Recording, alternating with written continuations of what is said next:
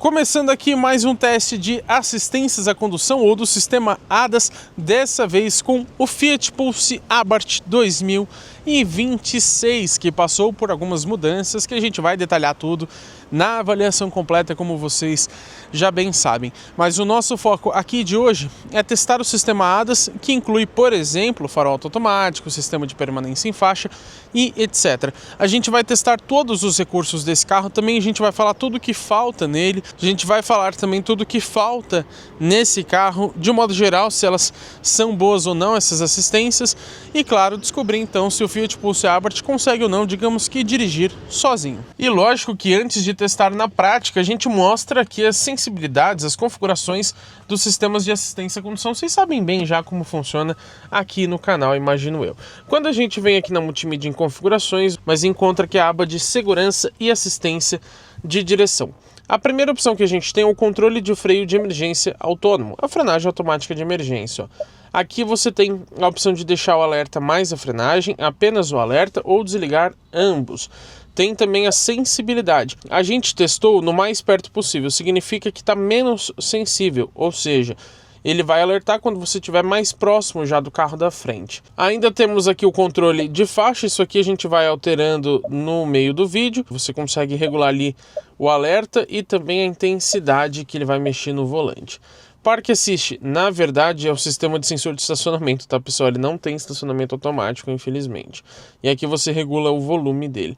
É basicamente só isso, tá? Esse carro tem poucas assistências à condução, mas quando a gente vem aqui em luzes, você pode também mexer na sensibilidade do sensor crepuscular, que ele vai ligar os faróis baixos, e aqui o controle do farol alto. Se você desativar, aí quando você puxar aqui para frente, ó, ele não vai ligar o farol alto automático, e sim o farol alto normal, tá? Então você escolhe por aqui. Aproveito já para dizer que ele também permite que você desligue a iluminação estática de curva, né? Que ele vai ligar somente de um dos lados do farol de neblina quando você dá seta ou vira o volante.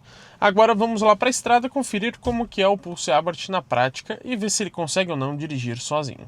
Vamos começar falando sobre o sistema de permanência em faixa, como já virou um padrãozinho aqui no nosso canal, né?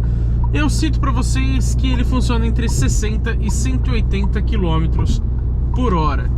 Sabe por que eu tô gritando dentro desse carro? Porque o isolamento acústico é péssimo, tá? A gente vai falar melhor sobre isso no vídeo de viagem, mas entra muito barulho aqui dentro, então me desculpem se o áudio não ficar muito bom, mas tô tentando falar mais alto para compensar essa questão. Lembro vocês que esse carro, infelizmente, não tem a centralização de faixa. Então o sistema de permanência, ele vai fazer uma correção quando você estiver saindo da faixa. Então vamos fazer isso agora, deixar o carro sair aqui para a direita. Ele já atuou no volante para trazer o carro de volta para a faixa. Ele já pediu até para colocar as mãos no volante. Inclusive, ó, mais uma vez, fez também a mudança automática pelo volante. Vamos ver agora para o lado esquerdo, ó. Jogar ele um pouquinho para cá, vamos ver se ele vai sair. Já fez a correção também. E começamos esse nosso teste aqui com tudo no médio. Então o alerta e a intensidade, ambos na regulagem média que eu mostrei para vocês anteriormente. Mais uma vez, agora ele chegou a comer um pouquinho de faixa, porque eu joguei ele um pouco mais forte, né? Então é normal, mas ele ainda trouxe muito bem. Acredito eu, inclusive, que essa seja a melhor configuração, deixar tudo no médio. Mas vamos trocar agora para vocês verem justamente o que muda. Vou deixar o alerta no mais cedo e a intensidade no mais alto, ou seja, está na calibração mais sensível possível. Vamos jogar aqui um pouco para a esquerda. Ó, ele já fez uma atuação no volante bem antes de chegar a comer faixa ou algo próximo disso. Aqui para a direita, ó, também perceberam? Já fez a mudança, ele está fazendo novamente, ó. E ele já pediu as mãos no volante. Inclusive, eu vou ficar sem as mãos para a gente ver o que acontece. Simplesmente desligou o sistema. Ele não é inteligente ao ponto de parar o carro sozinho, de dar uns toquinhos no freio para te alertar, nada disso. Ele simplesmente vai desligar para que você não deixe o carro dirigindo sozinho de fato, né? O carro não é autônomo, tá, pessoal? Isso aqui é só um auxílio à condução. Mais uma vez aqui para a direita, ó, já corrigiu de novo. Vocês perceberam o quanto ele está fazendo realmente bem mais cedo essa correção. Vamos ver mais uma vez para o lado esquerdo e aí a gente troca de novo a sensibilidade. Vamos lá, ó. Empurrei ele para cá, já voltou de novo. Conseguiram notar, né? Acontece que como esse carro não tem o centralizador, ele fica numa espécie de zigue-zague. Então, dependendo da curvatura, né, se a curva for maior, mais intensa ou menos intensa, ele vai acabar corrigindo desse lado e jogando para o outro. Aí corrige do outro lado, joga para esse. Então realmente não é aquele sistema tão bom que o carro praticamente dirige sozinho. Ele só auxilia quando você tem uma distração, por exemplo. Agora vamos colocar no menos sensível possível. Então vamos colocar o alerta em tarde e a intensidade no mais baixo. Vamos ver agora se realmente a gente percebe uma diferença. Vou deixar sair aqui para a esquerda, ó. Dá para notar bem, né? Vocês conseguiram perceber? Ele avisa muito rápido, né? Mas vocês conseguiram notar que realmente agora a gente comeu faixa? Ó, de novo, agora ele nem chegou a comer faixa. Ele conseguiu fazer um ajuste no volante para que ele não chegasse a invadir a faixa do lado. Mas dá para perceber realmente que ele atuou de forma mais tardia. Aqui para a direita, ó, comeu faixa, tá vendo? Ó?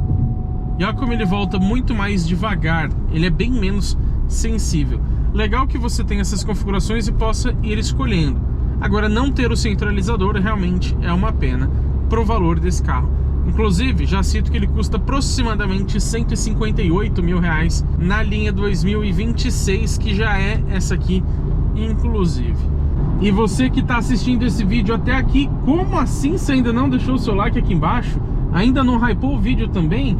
Por quê, hein? Eu acho que eu mereço, né? Então, por favor, arrasta os comentários ali pro lado que aparece a opção de hypar, é completamente gratuita e ajuda muito o nosso canal, tá? É essencial pra gente continuar trazendo conteúdos tão detalhados e completos para vocês. Assim como você deixar o seu like, o seu joinha aqui embaixo no vídeo. Vamos falar sobre o farol alto automático. Infelizmente o manual não informa nada muito específico pra gente. Ele só diz que considera os fachos de luz, né, externos, ou seja, ele consegue detectar um carro quando ele percebe, por exemplo, a lanterna ou o farol de um carro ligado. Nessa forma que ele vai então ligar ou desligar automaticamente. Mas não fala uma velocidade específica de funcionamento, embora eu tenha quase certeza que funciona a partir de 30 km por hora, porque assim funciona praticamente todos os sistemas de farol automático que a gente já testou. Alguns carros, poucos, mas alguns eles funcionam ali em torno de 20 e outros a partir de 35 ou 40. Estamos numa situação de estrada, porém, percebendo através de outros modelos que a gente já testou, a gente sabe que o farol automático ele não vai ligar sozinho se não tiver uma situação de escuridão. Aqui, por exemplo, ele já não vai ligar porque existe carros na frente, né? Agora, mesmo que não tivesse carro, como essa via é iluminada, ela não ligaria. Aqui onde a gente começa a perder iluminação, se não tivesse carro na frente, com certeza ele ligaria automaticamente. Apesar de ser um pouco complicado, eu vou tentar achar aqui um local onde não tenha carros na frente e ele ligue de forma automática para mostrar para vocês. Agora eu ressalto que ele não é adaptativo, significa que ele não consegue recortar o carro da frente. Aqui o sistema é mais simples, ele somente liga e desliga. Vamos ver se aqui ele consegue ligar quando ele perder a detecção dos carros, mas acho difícil, tá, pessoal? Vamos ver, ó, o carro saindo para lá, vamos ver se ele liga. Ó, até agora não ligou. Pessoal, estamos fora da rota habitual aqui porque eu quero tentar mostrar para vocês, aliás, quero conseguir mostrar para vocês o funcionamento do farol automático. Então eu vim aqui especificamente nesse lugar para mostrar isso para vocês. Agora eu tenho certeza absoluta que em qualquer momento ele vai ligar, não é possível, né? Ligou! Finalmente! Ei, pode fazer festa, galera.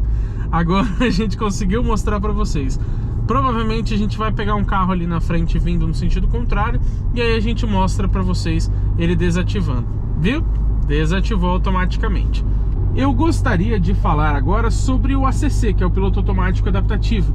Mas esse carro não tem, ele tem somente o piloto automático convencional, que o nome correto na verdade é controle de cruzeiro. Mas enfim, ninguém chama desse jeito, né? E você tem também o limitador de velocidade. Explicando aqui muito basicamente, porque a gente conhece esse recurso de 200 anos já na indústria, né? Ele vai acelerar até a velocidade que você definiu. Quando chegar nessa velocidade, ele para de acelerar. Porém, ele não freia sozinho. O ACC, ele freia de acordo com a distância do carro da frente. Esse aqui não faz essa adaptação de velocidade e também não freia numa descida. Então, se você programar 50 por hora, numa descida ele vai acabar passando dessa velocidade. E o limitador é parecido, mas tem um funcionamento um pouco mais específico. Como o próprio nome diz, ele vai limitar a sua velocidade. Significa que você programando 50, por exemplo, você vai conseguir acelerar normalmente até os 50 e quando você chegar na velocidade programada, ele vai cortar o seu acelerador. Lógico, se você der um pé fundo, aí ele vai, claro, liberar a potência para você, porque ele entende que é uma situação de risco que você precisa realmente acelerar. Vou falar agora para vocês sobre a frenagem automática de emergência, que é um outro sistema que tem de série neste carro. Funciona a partir de 7 km por hora. Isso é bem legal, porque mesmo num trânsito mais pesado, se você se distrair, ele vai ativar os freios automaticamente. Agora, o que decepciona é que detecta somente veículos, não funciona para pedestres, ciclistas, animais e derivados, né? O manual comenta pra gente que até 50 km por hora ele consegue aplicar a força máxima de frenagem. Não fica exatamente explícito o que isso quer dizer, mas imagino eu que até os 50 por hora é muito provável que ele consiga realmente parar antes de acontecer um acidente, tá? Então ele vai como se fosse puxar o pé no freio até o final ali, como se você fizesse isso manualmente. O funcionamento da frenagem automática eu já expliquei várias e várias vezes aqui no canal, mas eu vou ressaltar aqui para vocês. É baseada também nessa câmera que fica atrás do para-brisas. Isso significa que em condições de muita chuva, muita neblina, muita poeira ou algo nesse sentido, pode funcionar indevidamente ou nem funcionar. Até mesmo a permanência em faixa que eu mostrei primeiro para vocês, como é baseado também por esse recurso, pode não funcionar. E a frenagem nem sempre ela consegue evitar completamente uma colisão. Muitas das vezes ele vai reduzir o potencial desse acidente, vai mitigar a colisão. Vamos supor que você iria bater a 120 km por hora, mas ele consegue reduzir para 80, para 90. Ainda que ele reduzisse para 100, por exemplo, bater 20 km por hora mais devagar é melhor do que você bater mais rápido, né? Você diminui os riscos. E também tem uma outra situação. Às vezes você pisa no freio, mas ele entende que aquela frenagem que você fez não é suficiente ou não é adequada, digamos assim. E aí ele vai então aplicar uma força maior do que aquela que você já tinha aplicado para tentar evitar ao máximo ou reduzir os riscos da colisão, como eu disse para vocês. E se ele chegar a parar completamente o carro, é bom ficar atento porque ele vai segurar por somente 2 segundos e depois vai liberar os freios sozinho. Isso não acho legal, né? Porque se acontecer de uma situação ali de risco, você pode até ter desmaiado, alguma coisa nesse sentido, então ele liberar os freios logo em seguida, acho que não é assim muito inteligente. É muito provável que eu não consiga mostrar para vocês a frenagem entrando de fato, porque eu não quero correr risco aqui, não tô a fim de morrer hoje. Mas eu vou mostrar para vocês pelo menos o alerta. Ele vai avisar pra gente que tem uma colisão e dependendo da situação ele vai, como eu disse, até aplicar uma força maior nos freios. Então vamos acelerar um pouco mais rápido aqui contra esse caminhão na nossa frente para ver se ele vai dar o alerta ou não, ó. Já apareceu aqui o frear.